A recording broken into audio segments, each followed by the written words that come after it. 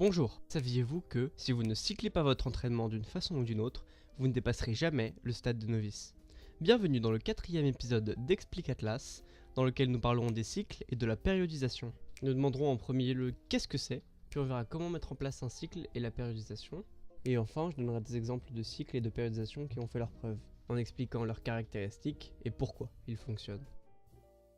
La périodisation est simplement l'organisation de votre programme en fonction de vos objectifs et de votre calendrier principalement.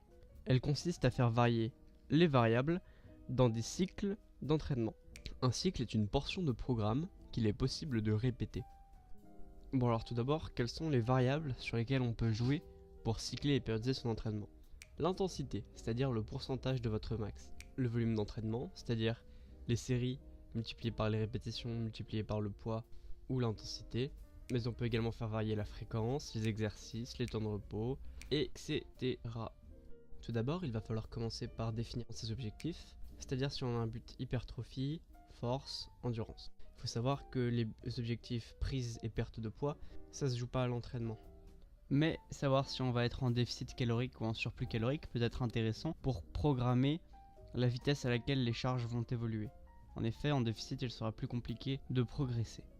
Ensuite, on va se fixer des objectifs plus précis, comme par exemple rattraper ses pectoraux, passer son squat à 200 kg, monter son développé militaire, bref.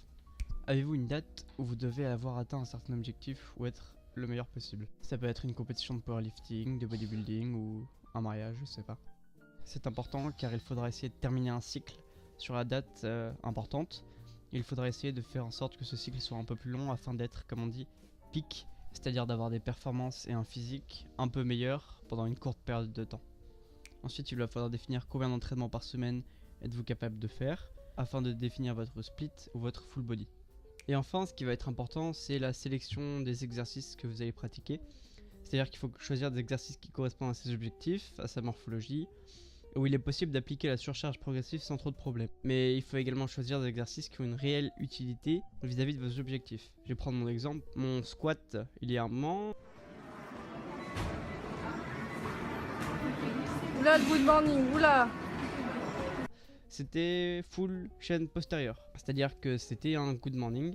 Et pour corriger ça, il faut renforcer ses quadriceps, donc faire du front squat, du squat high bar, et limiter les mouvements d'extension de hanche, comme le soulevé de terre et ses variantes par exemple, afin de permettre aux quadriceps de rattraper la chaîne postérieure qui est trop dominante.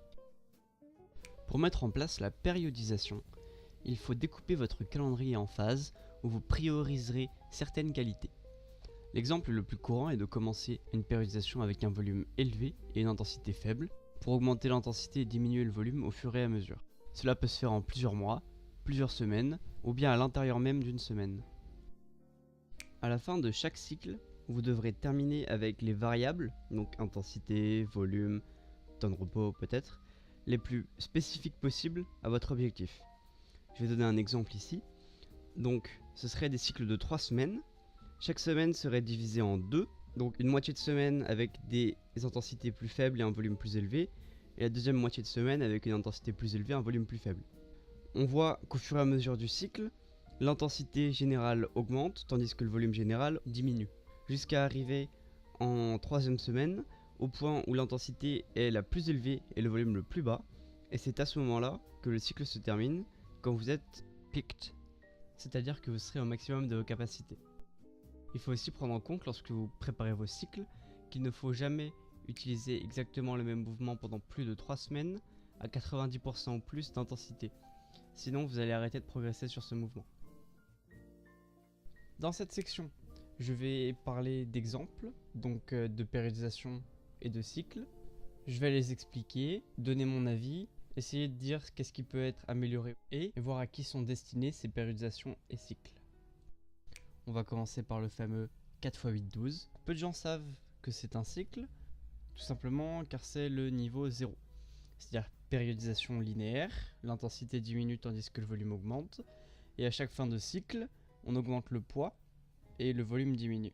C'est le niveau 0, mais ça a fait ses preuves, donc il faut savoir que c'est pas forcément 4 séries de 8 à 12 répétitions, ça peut être, je sais pas, 3000 séries de 4 à 10, 6 à 10, 8 à 12, 10 à 20, bref. Vous avez compris. Je conseillerais ce genre de cycle à tout le monde sur l'isolation.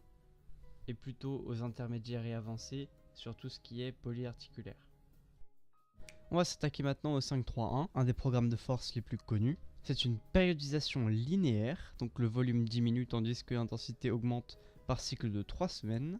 L'intensité moyenne reste relativement faible, avec 80% pour la semaine la plus intense, et le volume est également très faible. La fréquence recommandée dans les versions originales du 5-3-1 est de 2 maximum, ce qui est faible. Je recommanderais donc le 5-3-1 à quelqu'un qui est à un stage intermédiaire ou avancé, qui a un travail très physique ou qui passe beaucoup de temps à pratiquer d'autres sports. Le 8-5-3 est un programme créé par Jean Pa et qui repose sur des séries AMRAP. Les séries AMRAP sont tout simplement des séries où vous devrez effectuer un maximum de répétitions avec le même poids que vous avez utilisé sur vos séries de travail précédentes. Ce programme propose un cycle de 3 mois. Durant le premier mois, vous ferez 3 séries de 8 suivies d'un AMRAP. Le second mois, 3 séries de 5 suivies d'un AMRAP. Et le troisième mois, 2 séries de 3 suivies d'un AMRAP. Selon le déroulement de cette dernière série, le poids de la séance suivante sera automatiquement calculé.